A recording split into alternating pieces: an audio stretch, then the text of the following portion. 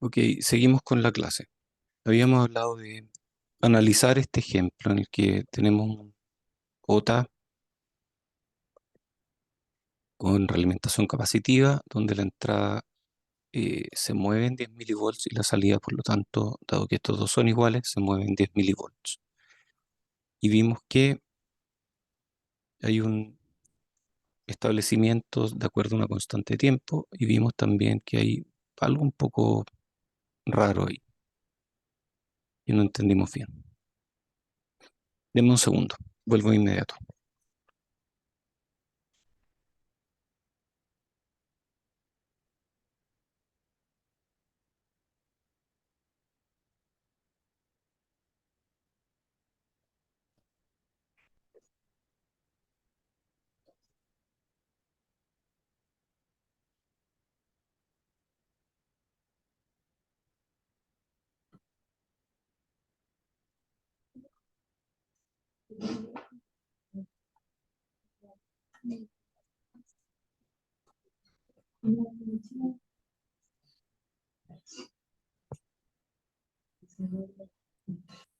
Y disculpas.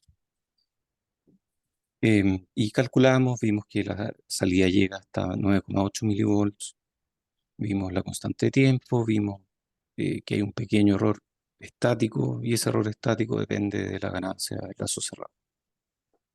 Perdón, la ganancia del lazo abierto. Y luego hicimos otra simulación haciendo CL distinto. Originalmente habíamos hecho un CL grandote. CL era 10 picofarad. Ahora cambiamos CL y lo hicimos más pequeño.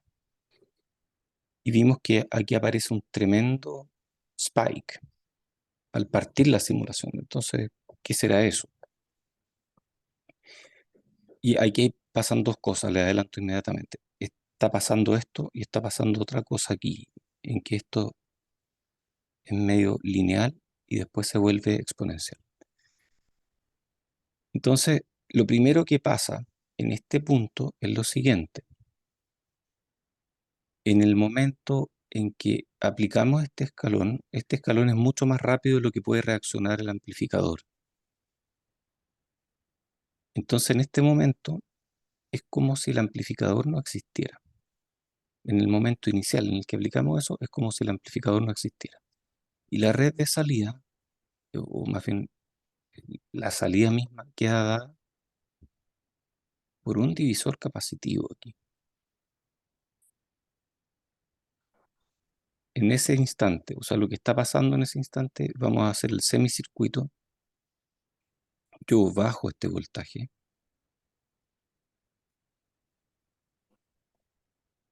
Aquí hay un CS, hay un CF. El amplificador no alcanza a actuar. Hay un CL. Y aquí va a aparecer una caída exactamente igual a lo que este divisor capacitivo me dice. Y eso es lo que tenemos acá. Aquí le agregamos Sein también. Entonces hay un Sein metido. Entonces podemos calcular exactamente cómo se va a mover este voltaje por efecto de este voltaje antes de que el amplificador empiece a hacer su pega. En ese primer instante, luego del escalón, la salida queda completamente definida por este divisor capacitivo. Y podemos calcularlo, ustedes ya saben hacer eso. Entonces podemos calcular ese valor y ese valor es el que aparece aquí.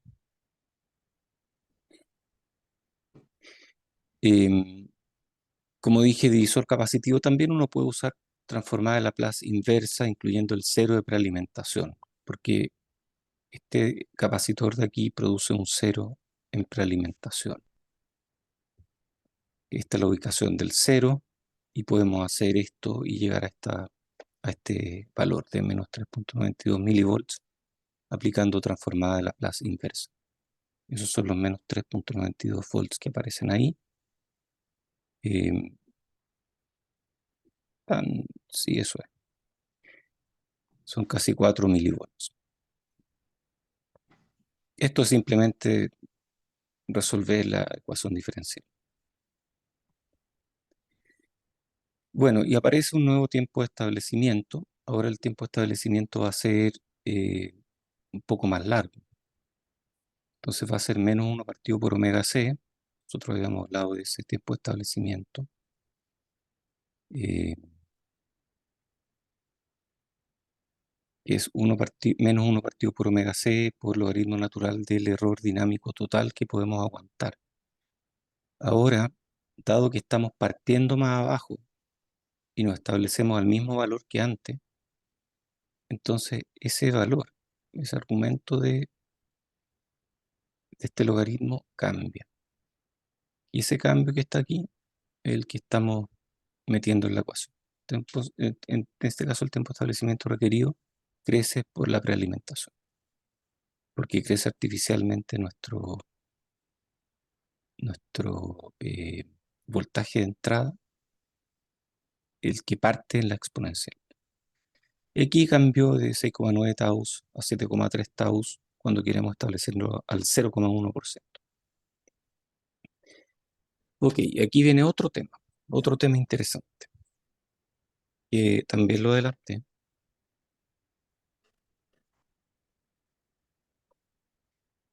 ¿Qué es lo que pasa en esta parte de acá? Que aquí no se nota mucho, pero después vamos a ver que se nota más. El establecimiento a la salida del circuito es equivalente a la carga de un capacitor. Entonces, ¿cuán rápido podemos cargar un capacitor de carga? Y esta fórmula que viene aquí es súper útil, es súper simple y es bien obvia, pero súper útil. Si mi voltaje de entrada baja, la salida va a ser la integral, al final, de una corriente en este circuito. O sea, si este voltaje de entrada está totalmente abajo, imagínense que está ahí, este está apagado. Si este está apagado, entonces este no puede crecer más rápido que la tasa a la cual esa corriente que es fija carga mi nodo de salida. Al revés sí puede ser. Al revés, si yo le meto un escalón hacia arriba, este puede crecer y se vuelve una fuente de corriente cada vez más fuerte. Pero si yo apago este transistor y este desaparece, esta corriente I sub D es la que carga el capacitor. Entonces, nosotros podemos calcular si es que I es constante e integramos, nos vemos que VO es ID partido por C por T. Y si VI es muy, muy bajo, da lo mismo. Este sigue apagado y seguimos teniendo VO y D partido por C por T. Esto de aquí tiene unidades de volts partido por segundo. Y esto de aquí tiene unidades de segundos, por lo tanto, producto de volts. Esto de aquí, I sub D partido por C, es la tasa de cambio. Cuando nosotros ponemos una fuente de corriente a cargar un capacitor y esa fuente de corriente es constante, vamos a tener una integral perfecta. Esa integral perfecta puede ser útil a veces. Podemos usarla, por ejemplo, para calcular, para hacer conversiones análogo-digitales, para muchas otras cosas. En este caso es simplemente la velocidad máxima a la cual se va a mover este nodo. Ese nodo no puede moverse más rápido. Eso que estamos viendo acá, en que un amplificador entra en este régimen en el que da una corriente máxima y no puede variar esa corriente máxima. El voltaje cambia según una rampa, a eso le llamamos slewing. Y eso es algo que ocurre y que, como hemos visto en electrónica, no recuerdo si tengo la lámina aquí, pero en electrónica ya habíamos visto slewing, me parece que un poco más adelante está la. Cuando entra en slewing, vemos que aquí aparece una pendiente. En esta curva de voltaje versus tiempo aparece una pendiente que es ID partido por CL. Esa pendiente es fija. Entonces, tendemos a decir que esto se establece linealmente, lo cual es un error. Porque, esto es un poco contraintuitivo, ¿ah?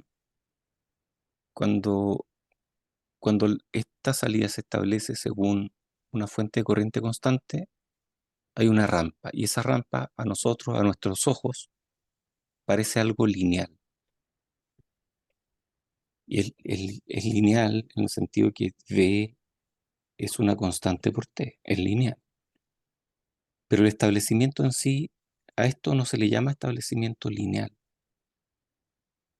En cambio, cuando tenemos un capacitor cargado por un resistor o algo equivalente a esto,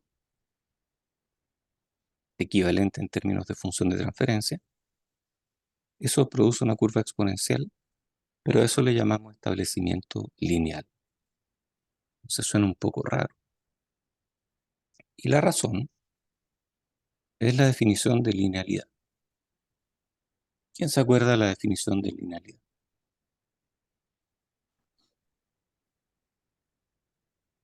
Que se cumpla homogeneidad y superposición, una cosa así. Ajá, ok, ok. ¿Hay algún ejemplo en el que, en que se cumpla uno y no el otro? Sí existen, búsquenlo. Búsquenlo, yo tuve la misma duda y lo busqué. Em, bueno, lo que está pasando ahí es que aquí sí se cumple homogeneidad y superposición. O sea, si mi entrada crece al doble, mi salida se va a escalar justo en el doble y va a demorar el mismo tiempo, porque va a tener la misma constante de tiempo. Por eso es lineal, aunque cumple una relación exponencial. En este otro caso, si es que mi entrada fuera el doble, mi salida se demoraría el doble en establecerse, porque no va a cambiar la pendiente. La pendiente no puede cambiar. Deja de cumplir homogeneidad y superposición. Entonces no se comporta en forma lineal. Eso es como, ¿what? Sí, así es. No se comporta en forma lineal. Entonces vamos a hacer un ejemplo de simulación. Aquí están los parámetros, CF igual 200 femtos, L 10 picofarad, beta igual 0.48, resultante. Aquí tenemos un GMRO absurdamente grande. Ah, no, perdón, GMRO. Estaba pensando en otra cosa. GMRO es razonable, 25,5. Esa es la ganancia intrínseca. Y esta de aquí es la transconductancia. Y le metemos un escalón de entrada, pero en este caso el escalón es de 1 volt, a diferencia de antes, en que el escalón era chiquitito, era de 10 milivolts. Ahora le vamos a aplicar un escalón de 1 volt. ¿Qué buscamos con esto? Buscamos que algo dentro del amplificador sature y obligue a que haya slewing. Este es el resultado cuando tenemos varios ciclos. Y vemos que esta parte de aquí es como una rampa con una pendiente que podemos llegar a calcular como algún ID partido por algún C. Y esta otra parte de acá ya se comporta exponencialmente. O sea, vemos dos regímenes. Un régimen que es régimen de slewing. Y aquí vemos régimen lineal. Entonces, ¿qué es lo que está pasando aquí? En la entrada de LOTA hay un divisor capacitivo también. O sea, si venimos aquí a la entrada de LOTA, en el momento inicial en el que no existe LOTA, porque LOTA no alcanza ni a reaccionar, cuando yo le aplico un escalón acá, y vimos que ya va a aparecer un escalón en la entrada de un cierto valor, aquí también aparece un escalón. Y ese escalón hace que la entrada diferencial de LOTA, que en la práctica nosotros buscamos que sea prácticamente cero, en este caso va a estar muy lejos de ser cero. va a ser BI de step por CS partido por CS más CIN más CF paralelo CL. Esto a partir de este circuito. Y eso significa 469 milivolts de entrada en el par diferencial. Quiero llevarlo a otro contexto. En un op-amp, nosotros buscamos que PO sea igual a BI. Queremos que estos dos sean iguales. En el momento inicial en el que metemos un escalón, esa diferencia aquí va a ser del tamaño del escalón. ¿Qué le pasa al amplificador cuando le meto una entrada que es del tamaño de un escalón? Que no es una pequeña señal.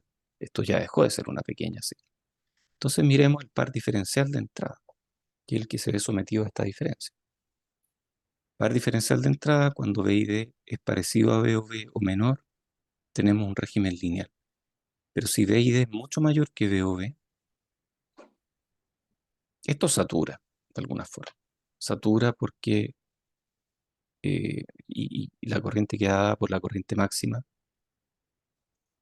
del par diferencial. O sea, esto no es así. Y esto es lo que nos pasa aquí, que si entramos con un BID muy grande, no nos va a dar esta corriente, nos va a dar esta otra corriente. Eso es lo que está pasando. Y eso tiene efecto. ¿Qué efecto tiene? Que eventualmente, dependiendo de la topología del par diferencial y la topología del resto del circuito, vamos a tener una corriente que satura en un valor. Y esa corriente que satura en un valor va a cargar un capacitor. Y eso nosotros lo vamos a ver en la práctica como slewing. Slewing ocurre cuando hay una corriente constante que carga un capacitor constante. Entonces aquí nosotros vemos voltaje de entrada y corriente de salida versus tiempo. No estamos mirando el voltaje de salida. Este es el voltaje de salida, donde tenemos una parte que crece como una rampa y una parte que crece eh, según un régimen lineal, o sea, una exponencial. Ahora miremos otras dos cosas. Miremos el voltaje de entrada diferencial, que lo ideal es que llegue a cero. Nunca llega a cero, pero va a llegar cerquita de cero dependiendo de este valor. Eso va a producir un error estático, entonces no va a llegar a cero. Pero se acerca más o menos a cero. Y la corriente, vemos que tiene una cosa rara aquí. La corriente queda fija aquí con un valor máximo. Queda fija durante un rato aquí. Acá más o menos.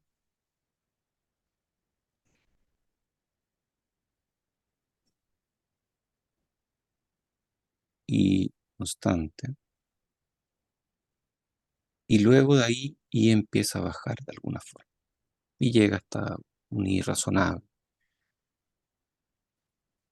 Entonces, durante ese tiempo de I constante, algo pasa aquí. Hay algo ahí. Durante la condición de slewing, que es lo que ocurre aquí, que es lo que ocurre cuando el amplificador está saturado internamente y no puede dar más corriente. Durante esa condición, el amplificador maneja su carga a corriente constante, que en este caso, dado que es un par diferencial nomás, esa corriente constante igual a la corriente de cola. No puede haber una corriente mayor. La condición termina cuando llegamos a esta condición que está acá. B y D menor que 1,4 por 2 partido por GM partido por ID. Esto debería ser como menor o igual, pero ya, no importa. O sea, llegamos ahí cuando este B y D, aquí faltó un signo, cuando B y D sale de esta condición. O sea, cuando llegamos aquí a un régimen lineal.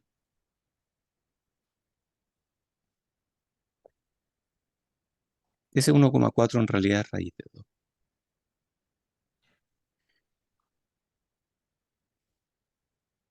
Entonces el par diferencial sale de slewing cuando llegamos a 1,4 por VO. Cuando V y D es 1,4 por VO. Entonces a partir de ese momento entramos a régimen lineal y esto se establece linealmente. Entonces podemos hablar de dos tiempos de establecimiento. Un tiempo que es de slewing, donde el par diferencial va a estar totalmente saturado, y otro tiempo que es lineal.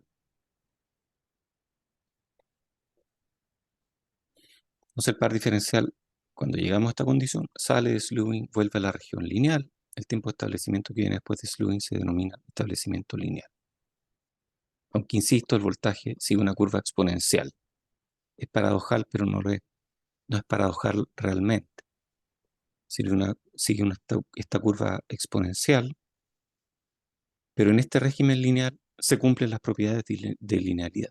Entonces no es paradojal, porque en realidad estamos siguiendo la definición de linealidad. ¿Cómo calculamos este tiempo de establecimiento y el slew rate? Bueno, aquí vamos a calcular el slew rate. Vamos a calcular la velocidad de la rampa. Entonces, este es nuestro gota al final. Y cuando nosotros le metemos un voltaje de entrada tan alto,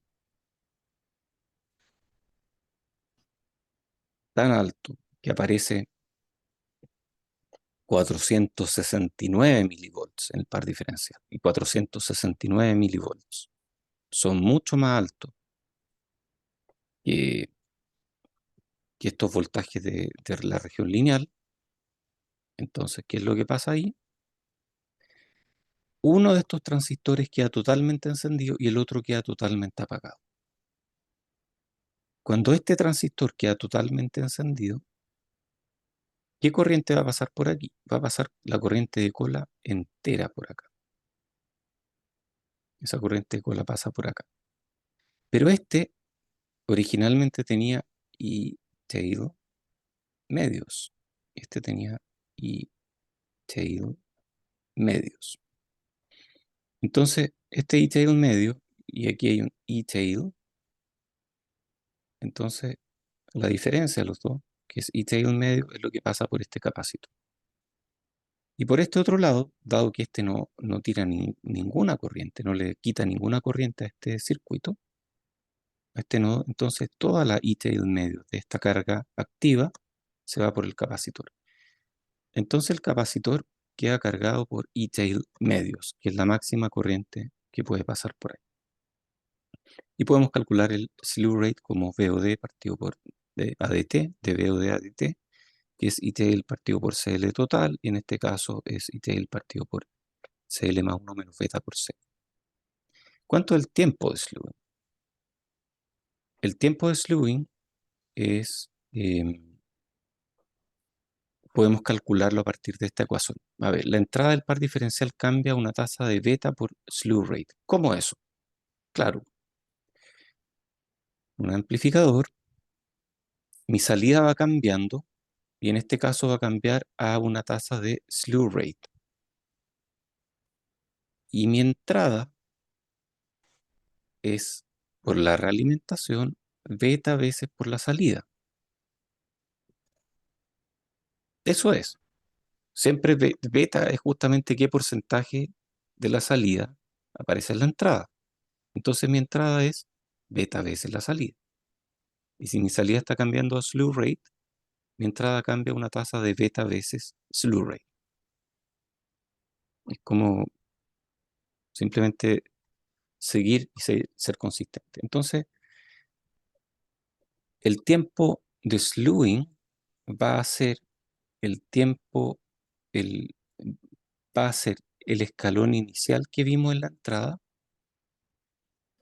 menos lo que nos queda para llegar a la condición lineal partido por el slew rate en la entrada. Y eso lo podemos calcular. El escalón inicial menos raíz de 2 VOV, ese menos raíz de 2 VOV era esto, partido por beta por slew rate. En este ejemplo en particular, el T de slew es el escalón inicial que ya habíamos calculado, menos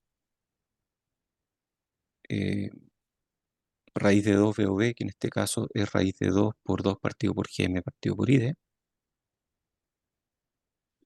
Todo esto partido por beta por el slew rate.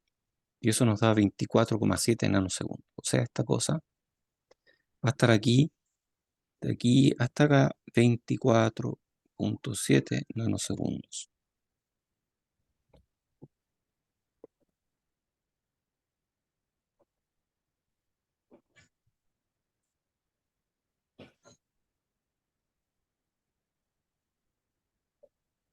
Establecimiento lineal después del slewing. Cuando termina el slewing, el voltaje diferencial a la salida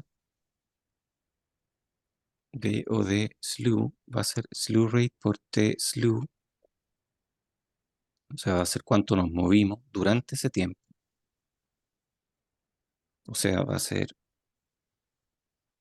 el, todo este voltaje.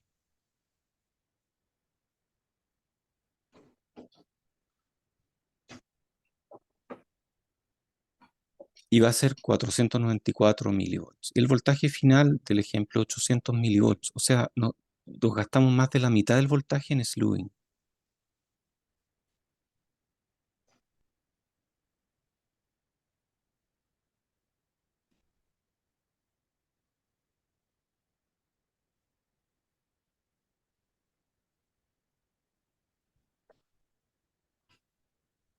Eso fue lo que pasó.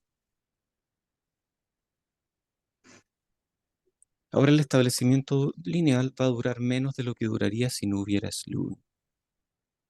Para un establecimiento al 0,1% de 800 milivolts, necesitamos completar el transiente restante a un 0,1% de lo que queda para establecerlo. No cambia mucho el número de taus, o sea, sigue siendo un número importante de taus. Entonces lo que hace slewing es enlentecer mi establecimiento. Y esta es la expresión completa. No voy a meterme en detalle aquí, pero esencialmente lo que hacemos es el tiempo total, el tiempo de slew más el tiempo de establecimiento lineal, en que opera como una exponencial. Ya calculamos el tiempo de slew y este es el tiempo de establecimiento lineal. Podemos calcularlo de acuerdo al slew rate, de acuerdo a beta, etcétera, y llegamos a un valor.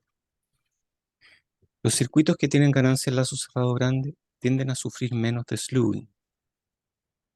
O sea, si un circuito tiene un ganancia en lazo cerrado grande, o sea, un beta pequeño en general.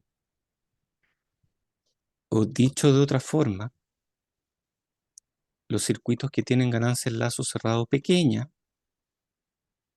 sufren de slewing. O sea, un buffer sufre de slewing. Buffer tiene beta igual 1.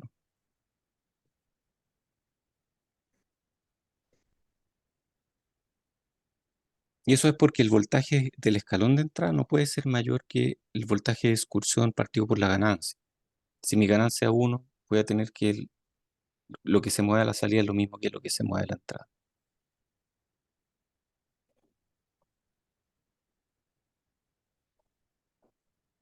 Y claro, no va a sufrir de slewing si Gm partido por ID es menor que 2,8 milisiemens partido por 250 miliamperes. Que eso eh, viene de aquí, que es lo mismo que decir 11,2 milisiemens por miliampere. O sea, en este caso, no sufriría de slewing si es que, en este ejemplo, si es que eh, mi Gm partido por ID fuera de este valor. Entonces, vemos una relación entre condición de slewing y Gm partido por ID. Vemos que aquí está esa condición. O sea, si Gm partido por ID es muy pequeño, me da más espacio lineal de B y D, porque mi VOV va a ser más grande. En cambio, si mi GM partido por ID es muy grande, en un amplificador muy eficiente, eso me reduce la región lineal y hace que yo salte slewing al tiro. Eso es lo que está pasando. ¿Cómo será el slewing en una nota de 2 etapas? En el caso de una nota de 2 etapas, aquí tenemos cola, tenemos el par diferencial, aquí tenemos la carga activa, aquí tenemos la segunda etapa y vemos que tenemos este E-tail medio que está entrando por aquí. Recuerden que aquí hay E-tail medios. Este más este suman este. Y a su vez, aquí hay E-tail medios que se va enterito por ahí. Entonces, al final, cada una de estas segunda etapas queda cargada por E-tail medios.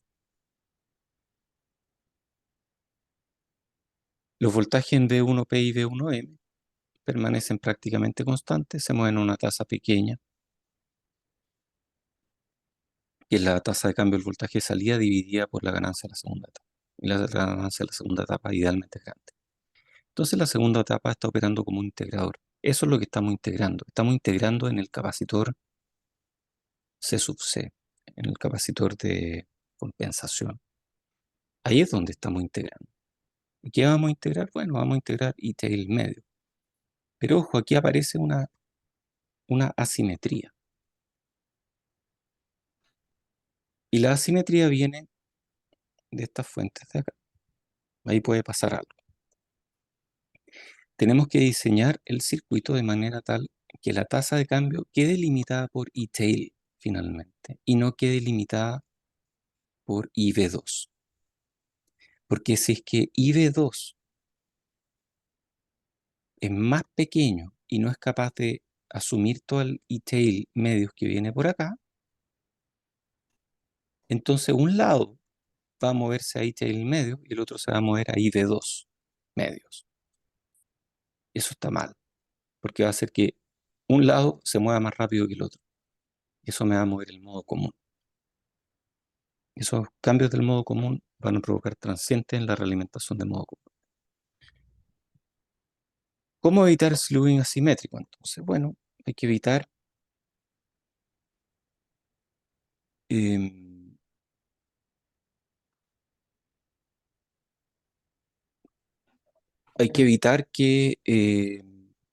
que se produzca esta diferencia aquí. O sea, no queremos que esta me limite de ninguna forma. Entonces, el slew rate máximo va a estar dado por el mínimo entre E-tail medio sobre CC e IV2 medios sobre CC más CL total. Entonces queremos que este sea más grande para que el mínimo quede dado por este. Por lo tanto, necesitamos que IV2 medio partido por CC más CL total sea mucho mayor que I-tail medio partido por CC. De esa forma aseguramos que el que me está limitando la velocidad de cambio, el que me está produciendo este slew rate, sea efectivamente la corriente de cola y no sea la corriente IV2.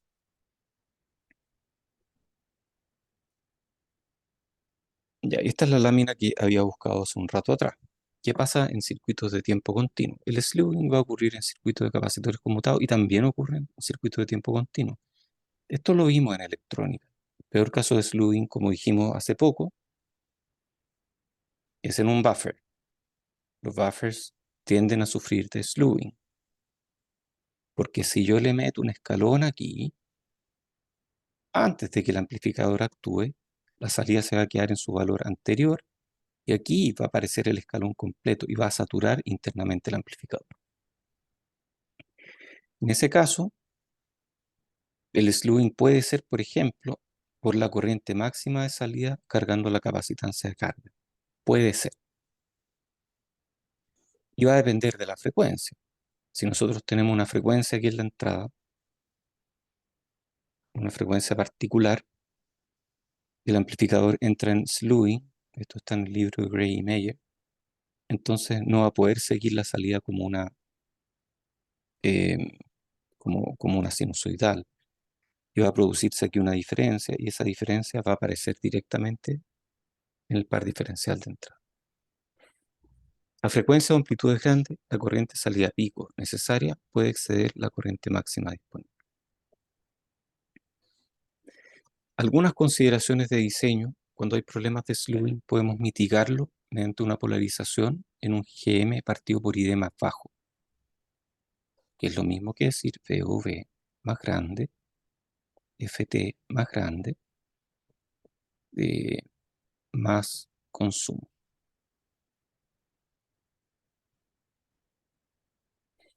Aumentando ID podríamos mantener GM constante. El desempeño de slewing mejora porque como tenemos ID mayor, cargamos más capacitores, pero también aumentamos el rango de entrada, porque recuerden que es 2.8 partido por GM partido por ID. GM partido por ID más bajo me agranda el rango de entrada, el rango de entrada lineal. Desempeño de pequeña señal se mantiene prácticamente igual o incluso puede mejorar porque estamos mejorando FT. Problema: GM partido por ID menor implica mayor consumo de potencia. Pregunta para discutir: ¿es eficiente el régimen de slewing? Y vamos a dejar la discusión para el final. Yo tengo que irme muy pronto. El slewing es la metodología de diseño. ¿Cómo metemos slewing en la metodología de diseño? Hay que hacer un script de diseño. ¿Cómo es este script de diseño? Este script que les he dicho que ustedes pueden meter en MATLAB. Ese script que vimos según esta metodología de, de diseño que miramos en algún momento.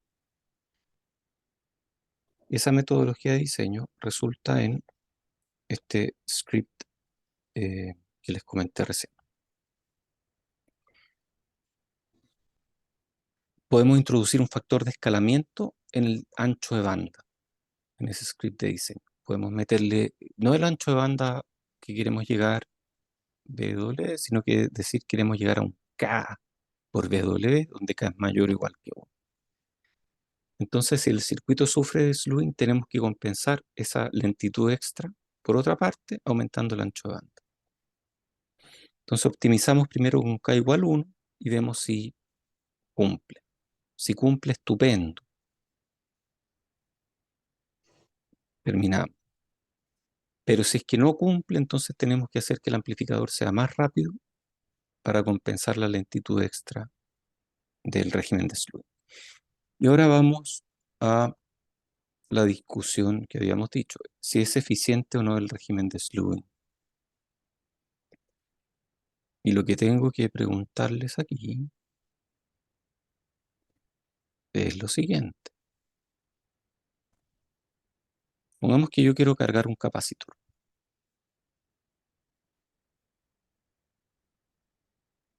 Y tengo dos formas de cargarlo. Una,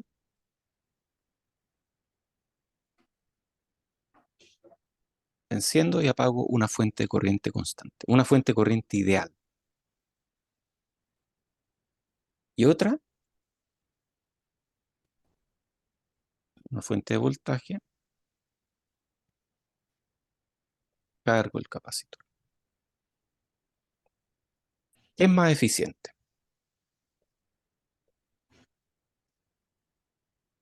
Esta es una pregunta súper difícil.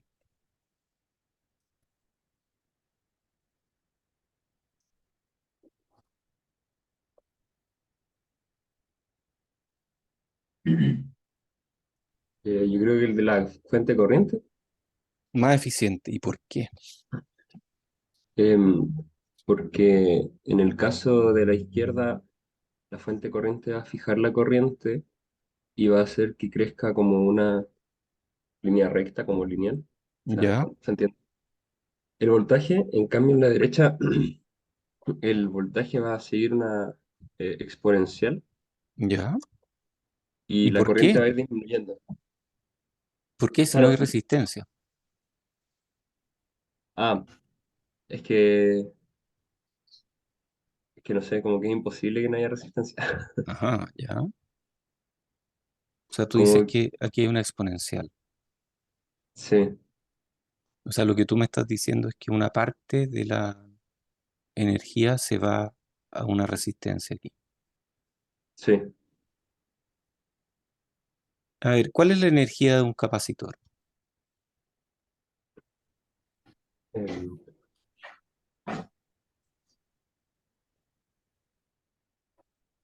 Esa es la energía de un capacitor, ¿cierto?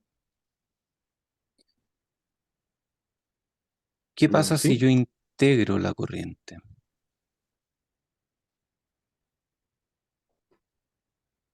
¿Qué pasa si yo integro la corriente de esta exponencial? Y podemos hacer el ejercicio. Pero si integramos la corriente y la multiplicamos por el voltaje finalmente, la energía entregada por esta fuente es C por V cuadrado. Y la energía recibida por este capacitor es 1 medio C por V cuadrado. Hagan el ejercicio, integren la corriente. Entonces hay una mitad de energía que se pierde. Aquí hay cero energía que se pierde. O sea, tú tienes razón. Décima. ¿Quién se ganó esa décima? Yo, Vicente. Buena, Vicente. Esto es interesante. Si cargamos un capacitor con una fuente de corriente ideal, que ojo, no existen las fuentes de corriente ideales, o sea, toda esta conversación que estamos teniendo es artificial. Si cargo el capacitor con una fuente de corriente ideal, entonces tengo eh, eficiencia perfecta. Y el dual de esto es si cargo, y esto es lo que nos parece súper raro, un inductor con una fuente de voltaje. ¿Cómo? Estás metiéndole una fuente de voltaje DC a un cortocircuito en DC.